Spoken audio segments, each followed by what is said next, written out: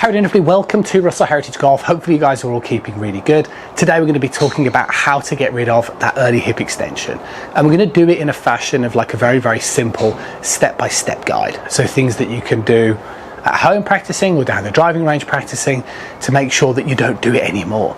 Now, to clarify what we mean by early hip extension is essentially, I would say, it's not this sort of massively downswing movement. I would actually just say it's at any point in time where your hips are moving closer towards the ball. That's the definition that we need to understand. And the reason why that's such a problem is because I would say it affects a very large proportion of amateur golfers, and it affects them differently. So the sort of mid to high handicap golfers, what we tend to see is when golfers move the hips closer towards the ball, it tends to kind of do things like, as you pull your arms down, it tends to make the shaft come down too vertical. So what's known as your swing plane, instead of getting the club coming in on a nice angle like this, so you've got a better chance of finding the center of the club face, what tends to happen is you come down more vertical, you kind of have to stand the club up, so you really struggle to control club face, and you can't really find out the center of the face. You know, if you're returning the club shaft more vertical, you have less chance of finding the center of the face. So that would be what tends to happen for the higher amateur golfer, which is why they tend to look more sort of this way coming down. What your better golfer tends to do is your better golfer really tends to still have a similar issue where they're moving the pelvis closer towards the ball, but what they do is they sort of drop their arms down so they still find the correct sort of swing plane. But the problem for that golfer is that their arms end up so far to the side of the body that they inevitably always get flicky in that impact area. So they never really get the hands operating in front of the body to sort of compress the golf ball. So it plagues lots of different golfers. Now, we're going to go through, like I say, a step-by-step guide so you guys can check it and make sure that you don't make those sort of mistakes and bad habits again. Now, the first one has to fall into posture. Again, golfers tend to sit down too much, squat down, hips fall too far behind the ankle line, and it's just very difficult to stay in posture from here. It kind of promotes more of a standing up motion. So what you want to do is you want to stand up nice and straight, get your hands touching down the front of your thighs, and just get your hands to reach down towards your knees and get more of the feeling that it's the upper body reaching down and not bum out. It's this way, then just a little bit of knee flex. And although that'll probably feel quite peculiar and you'll start to feel like maybe you're standing a lot closer to the golf ball, but it's the correct sort of posture that we need to be doing. The next thing really is what I would define as the early backswing. So the early backswing is roughly when the left arm is parallel to the ground in the backswing position, like so. And I think the reason for this is because a lot of amateurs kind of tell themselves the wrong story. They kind of say, I've got to turn and I've got to rotate. And it's not a question that there's not rotation occurring, but what seems to happen, you see, I'm going to use my chair as a reference and we'll come back to this in more detail later, is just if I kind of end up moving like so, yeah, can you see the way that my hips are moving closer towards the ball? And that's because really what we're trying to do in the early backswing is get more of a sense that we're actually just sort of picking the club up. So it's not so much a rotational motion, it's more that we're just trying to pick the club up. And you can see that if I adopt a much better posture and I just sort of pick it up in front of me, then you can see this is a great position to be in. And that's what you'd be looking for.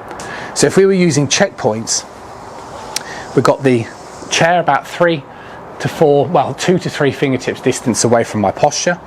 And then from there, what I'm trying to do is by the time I pause in this position, I'm trying to make sure if I was going to checkpoint it, that the hands stay in front of my chest and that my hip is on the tush line.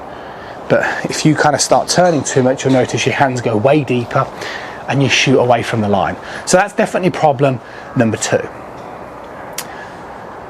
Problem number 3 is what we would kind of class as the transition, if you like. So the sort of start to the downswing. And really, what should we be doing in the start of the downswing movement? Well, again, if hypothetically we now have a golfer who's demonstrated a decent sort of backswing position, what they tend to do is as they trigger rotation, the trail hip comes forward, so it comes off the tush line, so it comes off our chair, and again it kind of forces this sort of motion, which means again now we're quite stuck coming down more vertically than we would like. So that's really occurring because of, instead of swinging back into our backswing position and saying left hip back, that's more right hip forward. So you really want to be making sure you're consciously telling yourself to pull the lead hip back onto the chair and to make sure that it's not the other way around. Now, the reason why you're then going to find that quite difficult, if that's you, is because all of a sudden you're going to have a tremendous amount more of space. And that's what you want. So one of the things that we really know the difference between pros and AMs is that professionals keep their arms much more in front of the chest in the downswing. And this gives them the ability to get that amazing looking impact position, whilst most amateurs look more flicky. And that's the big reason, is because the arms end up much closer to the chest because of things like spinning out, etc. So I think it's just a case of, when I work with students, I think you just sometimes have to do this type of exercise relatively slowly first until you heighten that level of consciousness. So you kind of want to just be going, right, swing back, lead hip back onto the tush line, my arms are going to feel much more in front of my body. You've then got to learn what to do from this stage, which is our final piece of the puzzle. So we've talked about posture, that's definitely problem number one. We talked about the early backswing, that's definitely problem number two. We've now talked about transition, which is definitely problem number three. The final one is that I think most amateurs don't really know how to hit the golf ball, right? So what tends to happen is if golfers end up doing the chair drill and they bring it down to here, it's like from here, most golfers think, well, you've got to keep rotating around like so. And they end up trying to demonstrate an impact position like this. And that's just not the case. What should happen is you would swing up to your backswing, you would pull your left hip back onto or your lead hip back onto the chair, and let's say that gets you back into this checkpoint of left arm horizontal. And I think that works really well, because you've then got posture, hands in front of chest, up to the top, lead hip back, hands in front of chest. Now from here, it's more about, yes, we need our lead hip back on the chair, but you need to do it in a fashion which is upward, okay? So I'm going to demonstrate this from face on. So it has to be an upward motion. And my lead shoulder has to go up and behind me, not here. So what I was demonstrating earlier is I tend to see golfers can competently get to here, but then they tend to go like this. And from a face on perspective, that looks like this. So they go up, transition, and like that. And that's not what we want. We actually want that. Yeah, see the way my hips are moving more underneath my body, and what that does, you see, is from this position here, my lead arm, so as I start to more up and behind me, my shoulder goes more up and back, that naturally has an effect where the club down cocks, and then you just rotate the club face to square. So I think, to keep it simple as we possibly can, you can almost just get the feeling of sort of standing next to the chair, 3-4 fingertips distance apart, stand up straight, put your hands across your chest, rotate back, get your hip onto the chair. That's your sort of, if you like, your sort of backswing position. But then more importantly, on that through swing, you want to rotate all the way through. So see the way that I've allowed my trail ankle to roll over. So I've rotated all the way through. See the way my hips are underneath my chest.